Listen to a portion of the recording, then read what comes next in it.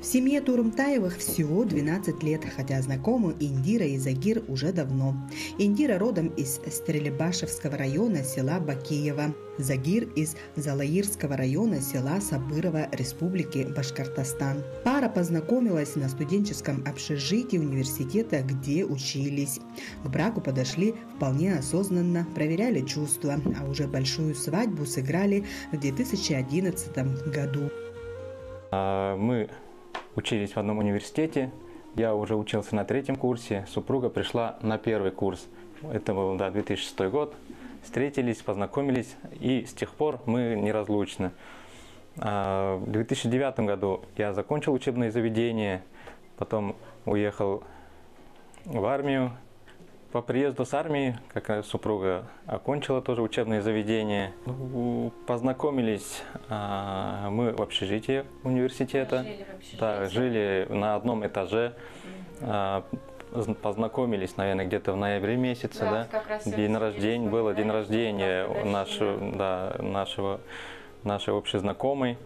Я пришел, меня позвали в гости, я пришел поздравить нашу общую знакомую, и вот так мы познакомились. Мы в разных факультетах учились, он учился на физ. Я учился, да, физико-математический факультет закончил, а супруга факультет истории. Загир и Индира оба получили высшее образование, после чего решили уехать с родной республики на заработки, местом которое стала алмазная столица Якутии, город Мирный. Здесь проживала мама моей супруги. Вот, она нас позвала. Ну, мы, долго не думая, решились поехать, посмотреть мир, так скажем. Да, приехали, и вот 11 лет уже вот, 12 лет получается. Приехали сюда в 2011 году, 12 лет уже мы проживаем здесь, в городе Мирном. Приехали летом, был очень сильный дождь. Первые впечатления, да, приехали, погода встретила, конечно, был дождливый день, помню, было холодно, уже сыро, серо. Но первое впечатление, как бы особых впечатлений не было от города. В Башкирии была жара, то есть тепло, мы и не сильно-то одеты, а приехали сюда все серо. И когда как раз вот аэропорт проезжаешь, и там же вот насыпи сразу стоят. И мы когда проезжали, думали вообще, куда мы попали, все серо, все грязно, как это все. Потом уже, когда нас уже и родственники показывали город. Когда уже встретили, да, когда уже поддержали, показали город, поездили по городу, немножко пожили, уже, так сказать, привыкли к городу, посмотрели также красоты города, красота природа, также своеобразная природа Якутии. Тогда уже вот... Мы приехали на год, мы подумали, что мы вот деньги накопим на свадьбу и, наверное, к себе на малую родину уедем.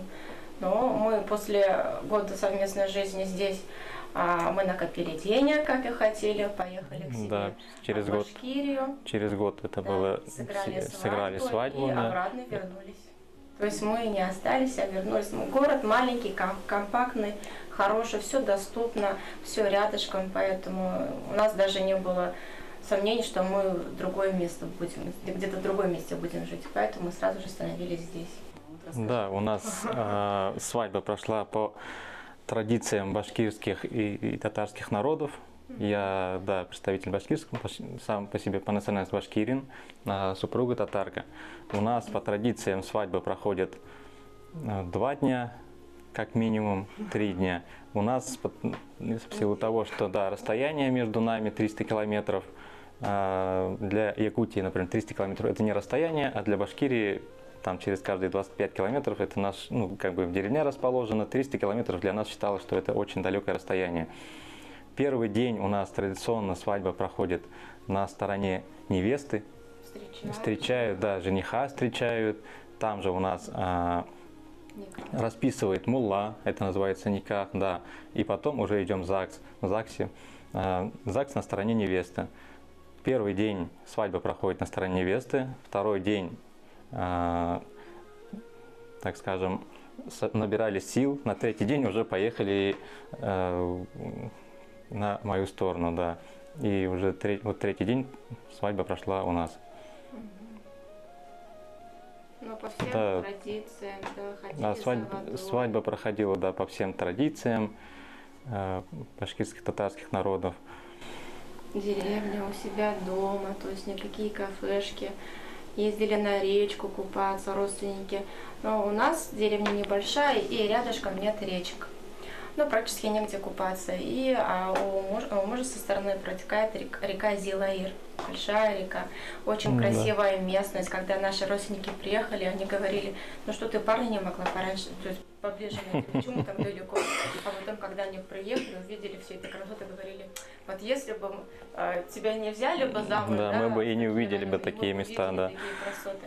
Там очень, реально очень красиво, горы, река, и на свадьбе и купались, и веселились, и до сих пор родственники очень так с нежностью, любовью вспоминают вообще нашу свадьбу, говорят, эх, как-то хорошо было, вот бы, ну, прям очень всем запомнилась наша свадьба. Ну, сейчас же свадьба проходит все-таки в кафешках, так скажем, городские, а в деревне, конечно же, это совсем другое, совсем другое. Дети уже, да, родились в Якутии, они местные. Айгиз, у нас старший сын, родился в 2014 году, ему сейчас 9 лет, а младший у нас родился в 2016 году. Между ними разница 1 год 7 месяцев. Ну да, не погодки, когда я уже первую родила, я думала, что я вот сейчас вот выйду на работу, и я узнала, что я снова беременна. И я, конечно, была счастлива, что снова мальчик, и они растут вместе, играют вместе, то есть им никогда не скучно, то есть они друг друга поддерживают, это даже вот хорошо, что вот они всегда вместе. Ну, бывает, конечно, что и подерутся, ну как это без этого мальчики, но все-таки им, думаю, вместе хорошо, да? Каждый год мы уезжаем в отпуск. У супруги каждое лето отпуск, поэтому каждый год супруга с детьми ездит в отпуск, а когда у меня тоже выпадает летом отпуск, ну, у нас получается совместный отпуск. Стараемся каждый год ездить к себе на родину, где мы родились. Где наши родственники, да, родители. Когда приезжают, мы надеемся, что наших детей все-таки научат родному языку, так как деревенские же дети все равно на родном языке разговаривают. И мы с надеждой, что они обогатят свой словарный запас, приедут в деревню, да, на родном языке, научатся. А потом смотрим уже все дети в деревне разговаривают по-русски. И даже дедушки, бабушки начинают разговаривать на русском для того, чтобы дети понимали. И мы им говорим, ну не надо им на русском языке говорить, говорите на своем, чтобы они слышали, говорили. Вот старший, он уже с детства разговаривал на татарском языке, на башкирском языке, он знал язык. И когда даже в садик пошел, и он хотел позвать воспитателя, и никак не знал, как обратиться. И он сказал, апай, то есть сестра по-нашему. И вот ему сказали, что вот, вы видите, вот он, оказывается, знает какой-то другой язык и разговаривает на другом языке. Поэтому он вот больше рассказывал, он больше знает, но так или иначе младший как-то не любит он разговаривать, но я у него спрашиваю, почему. Он говорит, что я боюсь не так выговорить, то есть он боится делать ошибки. Но я ему говорю, что не надо бояться, да, надо знать язык. Ошибается, так это все делает. Ну, конечно, да, конечно, было бы хорошо, если бы ребенок все-таки знал свой родной язык, и мы стремимся к этому, и мы хотим, чтобы они знали, не забывали. И когда у них спрашивают, кто вы, они говорят, я башкир. То есть, если вы башкир, необходимо, наверное, все-таки свой язык, свою культуру знать. У детей все располагает к продуктивному обучению и развитию. У каждого стола висит расписание. Каждый день расписан уроками и дополнительными занятиями. Мальчики занимаются в разных кружках, ходят в бассейн, посещают спортивные секции. И туган тел, и матур тел, атай эсайден теле. Дөньяла күп нимә белдем, һин туган тел аркылы. Ин элек бул тел менән, әсәй бишектә килгән. Унан һун тондар буе, әбием хикәят һөйләгән. Это про маму, папу, про язык родной. Учусь в 12-й школе. В 3 классе учусь на отлично. Много грамот. Мне нравится математика, И с математикой у меня идет очень легко. Я занимаюсь футболом 2 года и робототехникой. У молодой семьи есть давно сложившиеся традиции и особенности. Так, например, мальчикам не запрещают играть в компьютерные игры, но их ограничивают во времени. По учебе и дополнительным занятиям стараются уложиться в 5 рабочих дней. В субботу и воскресенье только отдых и развлечения. На выходные чаще всего гуляют на свежем воздухе. Турымтаева уделяет много внимания чтению. Читают все, и дети, и родители. Они частые посетители городской библиотеки. Это башкирский национальный инструмент, называется курай. Курай – это тростниковое растение. Понятно, что это сейчас фабричный инструмент, а так этот растет растение в подножьях Урала. Тростниковое растение, полое, как вы можете видеть, если видно. Да, полый инструмент. У него нету свистка. Звук издается за счет завихрения воздуха. Аналог данного инструмента есть только у индейцев, а у других народов инструменты все со свистками. Башкирская народная мелодия.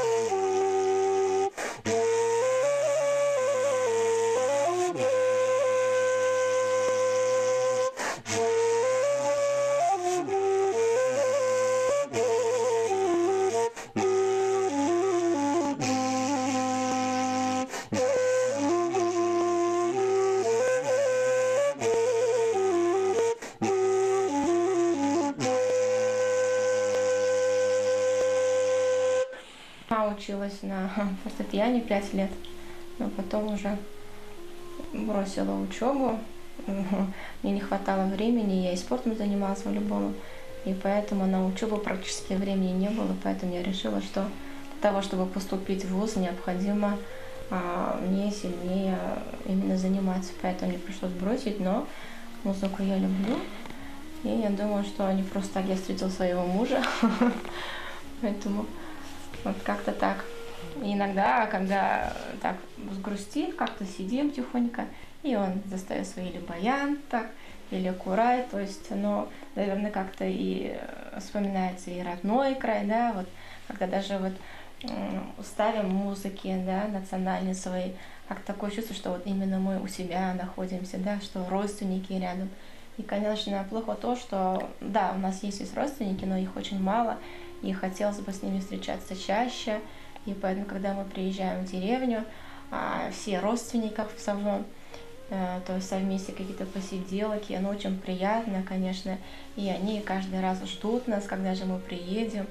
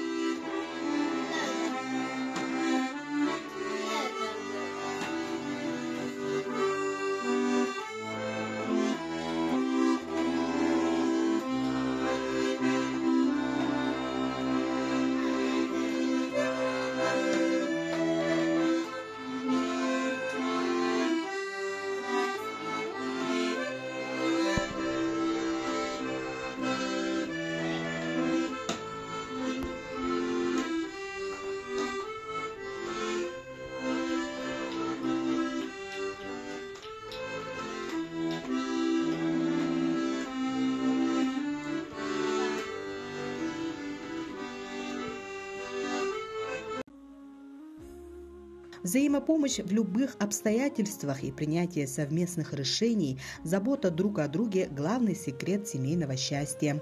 Семейная жизнь полностью посвящена детям. Они в них вкладываются полностью и физически, и духовно, и материально. Ведь мальчики – это будущие мужчины, будущие мужья и отцы. Поэтому родители хотят, чтобы они выросли самодостаточными, умными, здоровыми, крепкими и образованными. Ведь именно им предстоит стать опорой для своих семей. Работаю в школе. Малокомплектная, самая первая школа города, Амбоусош номер 1. И я приехала молодой специалисткой, очень боялась всего, но первый такой педагогический опыт в чужом месте, да, чужой город. Коллектив меня очень хорошо принял.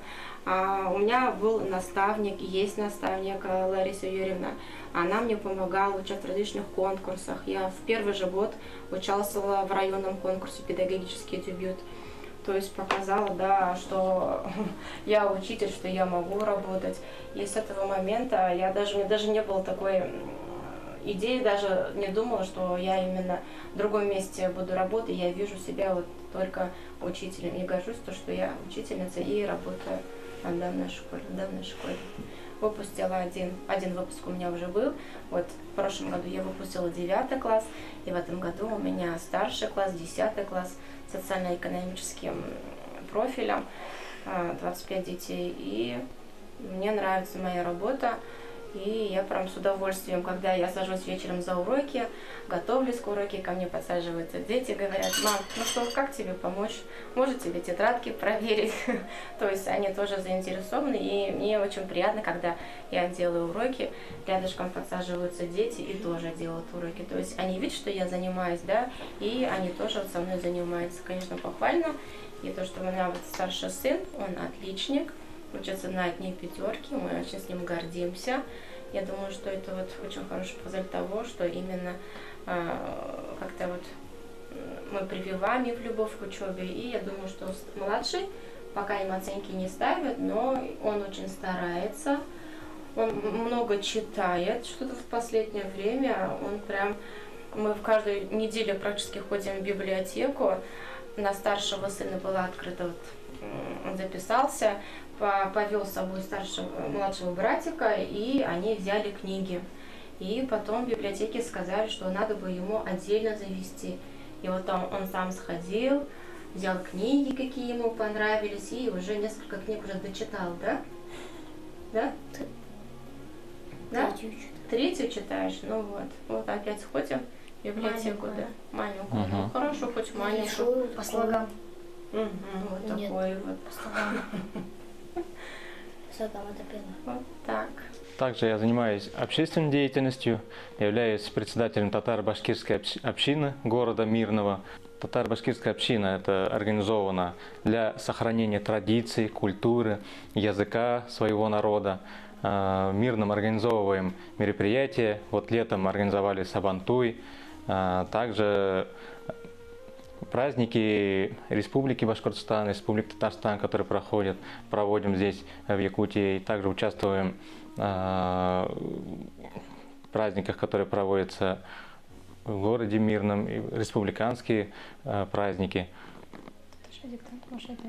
Да, вот недавно писали диктант, подключались к всемирной акции «Татарский диктант», диктант на татарском языке, провели диктант. Интересно было, провели в городской библиотеке. Да. Да, пришли, и много новых слов вообще. Но когда разговариваешь, это одно, когда читаешь эти слова, ну, совсем по-другому это как-то, и очень было приятно слушать именно свой язык, что вот ты не одна, а вас много, и очень так мило посидели, поговорили. Произведение было очень сложное, такие прям художественные слова. Ну, мы все хорошо, молодцы, мы справились, получили сертификаты. И сейчас ожидается, что в декабре, по-моему, будет уже башкирский диктант. И мы надеемся, что также мы примем участие в этой акции. Да, также в этом году у нас 35-летний юбилей татаро-башкирской общины. Вот 25 ноября собираемся проводить день рождения нашей общины. 35 лет образованию татаро-башкирской общины. Самая первая община, да, национальная, Да. которая образовалась. Самая первая, которая образовалась в городе Мирном. Я как председатель татаро-башкирской общины, я общаюсь со всеми председателями других народностей, других общин. У нас также входим в ассамблею народов Мирнинского района. И праздники, совместные праздники, например, вчера был праздник, вот День народного единства. Там проводим совместные мероприятия, совместные концертные номера, например, организовываем. Ну и вообще мы летом принимали участие в ИСАХ, и там также все народности предоставляли свою культуру, то есть национальное блюдо. Вот мы как раз вот разговаривали, как вы это делаете, то есть интересовались, делились, да, с какими-то там секретами кулинарии, где-то что-то. Также у многих были маленькие дети с собой, и у них были, ну, очень красиво, когда национальный костюм одевают дети. Это вот очень приятно, и они разговаривают на своем родном языке. И буквально вчера, когда проходил конкурс, рядом стояла семья из киргизской же, да, общины? Киргизская Киргизской община, общины. И прозвучал вопрос, и они говорят, мы знаем, как ответ, они нам говорят. Говорят, называйте там какой-то ответ, буряты, говорят, буряты. Такие, ну ладно, говорят, видишь, говорю, нам помогает, они знают. А потом озвучат правильный ответ, говорят, буряты. И мы такие похлопали все друг другу, то есть они нам помогли в ответе.